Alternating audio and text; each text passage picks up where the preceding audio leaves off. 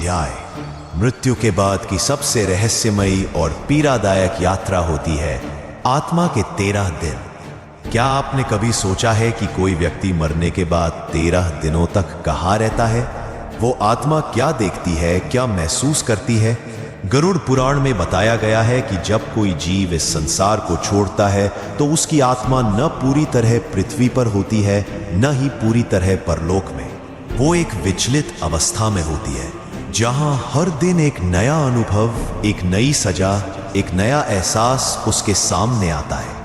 पहले दिन आत्मा अपने निर्जीव शरीर को देखती है, उसे समझ ही नहीं आता कि वो मर चुकी है। दूसरे दिन वो अपने प्रियजनों की चीखें सुनती है और कुछ कर नहीं पाती। तीसरे से 5वें दिन तक उसे अपने कर्मों का हिसाब याद आने लगता है।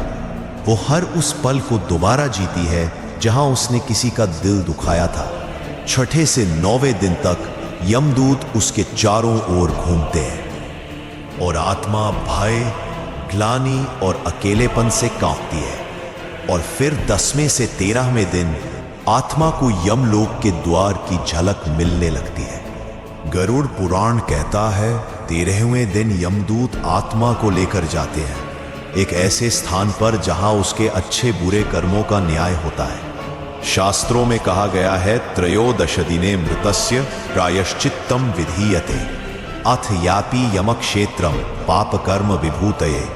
अर्थात 13वें दिन आत्मा को न्याय की ओर भेजा जाता है जहां उसके पाप पुण्य का पूरा लेखा जोखा सामने रखा जाता है। यही कारण है कि हमारे पूर्वज इन 13 दिनों को विशेष मानते हैं, क्योंकि यही वो समय होता है जब हम अपने प्रिय की आत्मा को शांति, श्रद्धा और प्रायश्चित से विदा करते हैं। यह सिर्फ परंपरा नहीं, एक दिव्य जिम्मेदारी है। और अब इस यात्रा का अगला चरण है यमलोक का पहला द्वार, जहां आत्मा अपना पहला निर्णय सुनती है।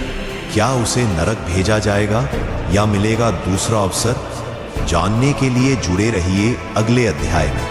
और अगर आपने इस रहस्यमयी यात्रा को अब तक महसूस किया है तो इस ज्ञान को जरूर आगे बढ़ाएं।